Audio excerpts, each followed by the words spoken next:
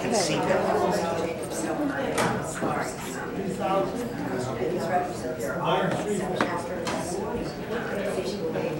Now, forum members, come please have a seat. We're going to get started. I paid $260.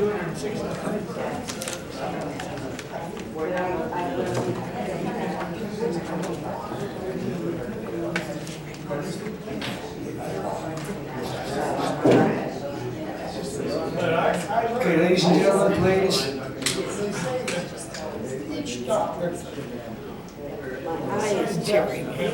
Ladies and gentlemen, please. Please. All right, next we have you might say, a controversial subject. Not that the last one wasn't, but do let me remind you that when we first asked the people to come, at the time of the invitation, no decisions had been made, I'm pretty sure. However, since then, the PUC, Public Utilities Commission, has made several decisions. If we, the forum members and the members of the audience, do not like those decisions, then I would recommend you address them to the PUC.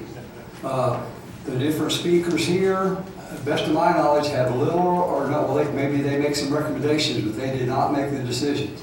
So just please keep that in mind as we move along here, okay? First, I want to welcome Judy Stokey, the Executive of the Governmental and External Affairs in Nevada Energy. Thank you, Ms. Stokey, for joining us. Appreciate it. Thank you, Chairman Randall, and forum members. For the record, again, Judy Stokey with NV Energy. With me is our manager of customer programs and services, Mr. Shad Kuhn. He's going to be giving you a presentation that he's been giving around town to other organizations in regards to our NV Energize project. So I'll turn it over to him. Thank you, sir. Good morning. My name is Shad Kuhn once again. Thank you for the opportunity to present this information to you. I do have a number of business cards that I'll be happy to leave behind. If there's a question that I'm not prepared to answer, I'll be happy to pass those out, and please call me and I'll follow up on those right away for you.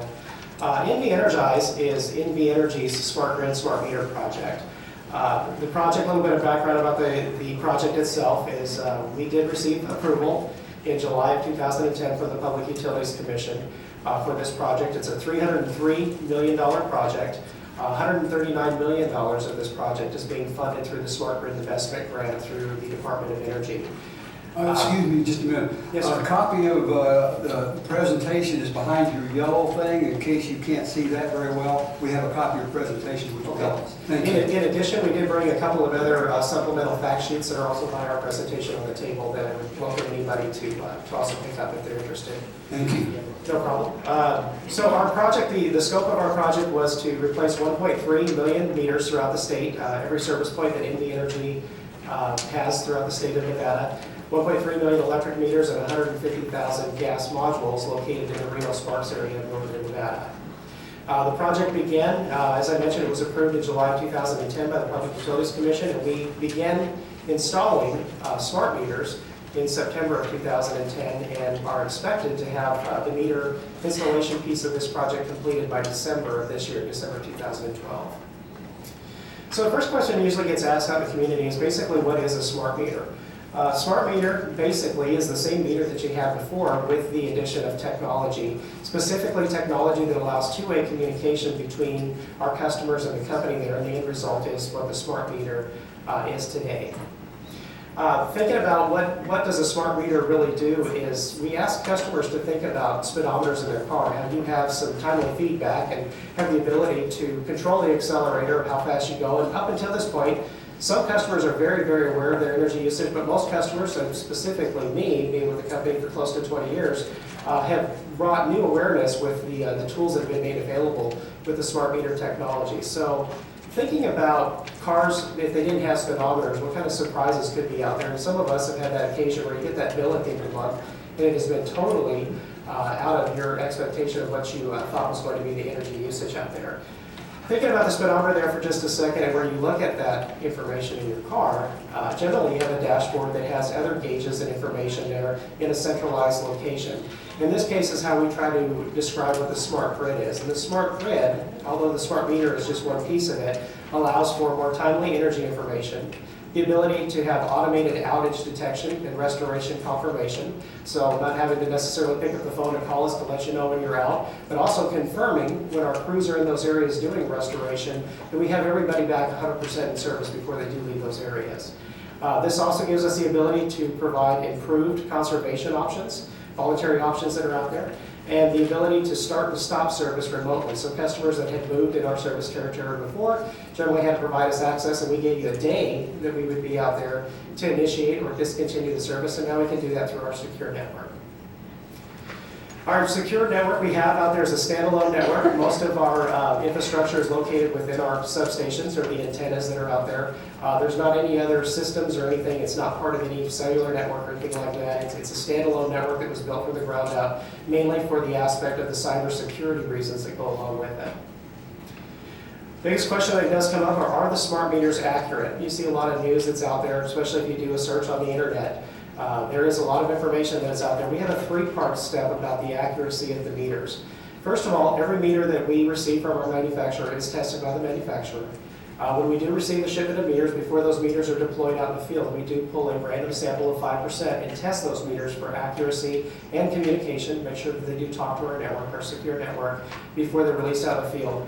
And also, we have contracted with the University of Nevada, Reno, that does independent lab tests on the meters to confirm the accuracy. The end results are the meters are accurate within 99.99%. Security and privacy. One of the things, if you do see some of these videos that are out on the internet, do mention something about the utility company gathering all this information to sell it to a third party. There are laws that have been in place in Nevada, specifically with the Consumer Bill of Rights, been in place for some time here, that prohibit the company from doing that specific thing. Specifically, this Nevada Administrative Code here, 704.320, subparagraph 3, forbids us from sharing information with third parties out there, any information that is on the utility side. For cybersecurity, the data is encrypted. That's one extra layer of security out there. It's long key encryption that we have out there. And of course, our network we do out there with our standalone system is utmost is security, and our network is secure with these parameters we have. Safety, questions come up about the radio frequencies that are out there. The radio frequencies that do come out, it does communicate through our secure network, through a radio frequency out there. The meter does not constantly communicate 24/7. What it does is it does take a reading every 15 minutes, and it does communicate it throughout the day, about average of every half hour. It directly communicates to our information system, our antennas that are located mostly throughout our substations, and then that part of the meter goes back to sleep. So it's not constantly transmitting those particular features out there. It is a federal communication standards licensed band. It's a Class B licensed meter out there, and it does operate within about the 900 megahertz frequency that we have. As part of the workshops that we had with the Public Utilities Commission, specifically on December the 6th, this particular information was provided, and the study is available at this site that's found here at the bottom. We had a company called Exponent come in from back east that did an audit of our system and specifically looked at the transmission rates of it, the safety and security aspects of it. And what they found is comparing this and trying to apply this technical nature into something that we're commonly familiar with, is when you compare our meter and how it communicates with the radio frequencies, it's 5,000 times less than a standard cell phone that's out there. So also comparing to cordless phones, microwaves, Wi-Fi routers, a lot of things that are found in most common homes that are out there. To date, we've had more than 780,000 meters that have been installed throughout the state. That includes the gas modules that are going on also in northern Nevada since September of 2010. We expect to have this process completed, the meter installation, by December of 2012. And we do have a process of letting customers know in advance when the meter is coming. It's through a letter process. We send letters to customers in advance within a 30-day window. If the phone number that we had on file is correct and it's not outdated, it's also in the letter itself there.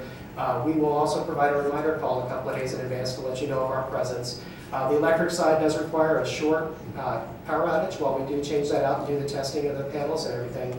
So we do try to prepare our customers that there's going to be a quick outage there and then bring the service back up to full service there. One of the sides is why is NV Energy doing this? Well, first of all, there was a unique opportunity with a Smart Grid Investment Grant that we were successful in receiving the $139 million as we were exploring this technology previously. But this does align with NV Energy's energy strategy. That strategy involves customer engagement, improved energy conservation programs, and an investment in renewable and clean generation equipment that's out there. Also, there's operational savings as these features that are available, as I mentioned earlier, the ability to read the meters through the secure network, the ability to do customer requested move-ins and move-outs through the secure network, do bring that along with a number of other efficiencies out there, operational savings. Those operational savings are equated to be about a net savings of about $25 million a year that's going to go into paying for the other half of this project and then eventually go into the rate-making process for the cost to serve our customers. So how can you participate in NV Energize? There's always conservation programs. We have a number of voluntary programs that are out there today. But we also have, and I'm going to show you here, the benefits on the customer side, which are the online tools that are available to customers through the My Account portal. This is on nvenergy.com. And this has been available for several years, and this is just a more enhanced version where we can share the information with you to provide you greater detail about your account. Today, most of us have been familiar with getting a bill about once a month, and that's been the only form of communication that we've had. If you've ever had a curiosity of what your bill has been up to a certain point, you've had the ability to go out and try to calculate it. Well, what we've done here is if you look over here, especially where it says $70.23, we provide our customers their bill to the previous day. So instead of just giving you a bill at the end of the month, you could go to our secure network. It's through you've signed it up with your username and password. That's how you access it. It will provide you information up until the previous day. So it's not real-time data. It is a day old, but we're going from communicating once a month to giving you up until the previous day there. Also, with that bill that's provided up until yesterday, we'll provide you a kind of a range of what your bill, based on the pace that you're going, is expected to be, to kind of set your expectation for what that bill is going to be at the end of the month. Now, the reason why there's such a range out there is because nothing has changed as far as you as the customer having the ability to use as much or as less if you wanted to. But if you wanted to validate, maybe you changed out all of the light bulbs in your home to the new energy efficiency ones, wanted to see what impact it was, you'll be able to go in and look at these tools and be able to validate that the next day.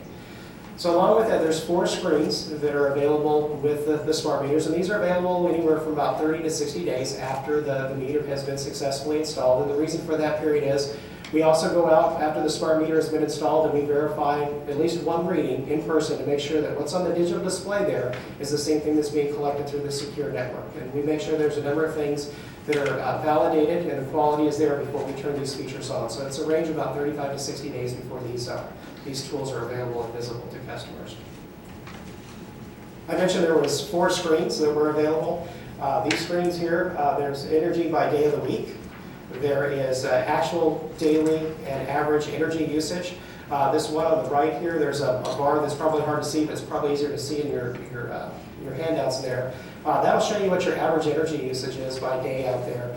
Once again, if you're a customer that chooses not to change anything, the only thing that we're doing is upgrading our meters that are out in the field.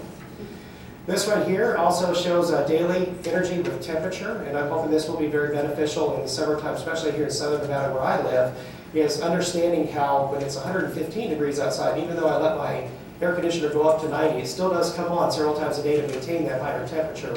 And this will give customers the ability to see how that weather impact has any impact on their bill. Or you can do like people that I know that completely shut things off and go back to test it without any knowledge. The information that is gathered through these readings is whole home data. It does not report individual appliance. It doesn't have anything like that. Basically, it's where we used to come to read the meter once a month. We're just reading it more frequently. So it is whole home data that's being collected. This one right here, as I mentioned, is we do take a reading on the meter every 15 minutes. It does not indicate what is being used. This provides 2 pieces of information. Number one is what the energy usage was during that 15-minute period. If you see these bubbles that are down here, if you were to hover a mouse when you're on the secure portal out there, we'll tell you what that cost was for that 15 minutes of energy.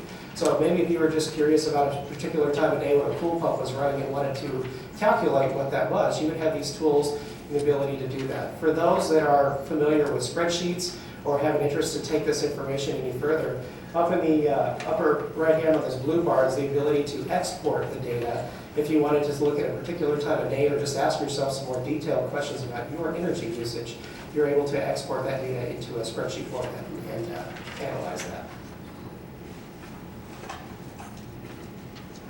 Also with this is we have a feature called alerts. So although some customers have gone in and looked at these tools and look at it on a regular basis, we have also another feature, and this is currently available through email only. But you have the ability to go in and set alerts to just let it remind you based on variables that you set as a customer. There are 3 variables that you can choose to put in there. Once again, these are not mandatory as far as the alerts. This is a feature that's available with the customer benefits. But if you were curious to see when your bill is to hit, say, a $20 mark, once again, that information is going to be a day old, but you will receive an email that says, as of yesterday, you did receive, your bill is at the $20 mark and you're 5 days into your 30-day billing cycle. So it can keep you more aware on a timely basis it's out there. If you're more technical in nature and really like to look at the usage, maybe you want to know when you hit the 100 kilowatt hour mark or the 10 kilowatt hour mark or the 1 kilowatt hour mark, you'd be able to go in and update that threshold there and say, let me know, as of yesterday, what that threshold when it was reached and notify me through an email channel. The one that I use is the one on the bottom here that provides me weekly summaries. So about every Saturday morning I get up and it tells me week by week how much I've used up until the point of what my bill is. And when I do receive my bill, I can either be prepared for it or I can do things that could lead to changing the overall outcome, meaning cost savings if I choose to do so. This one here is probably what most questions are centered around, so I'll share with you the information that we have to date. And as the chairman mentioned with the recent decisions, on February 29th, the Public Utilities Commission did vote in an opt-out provision.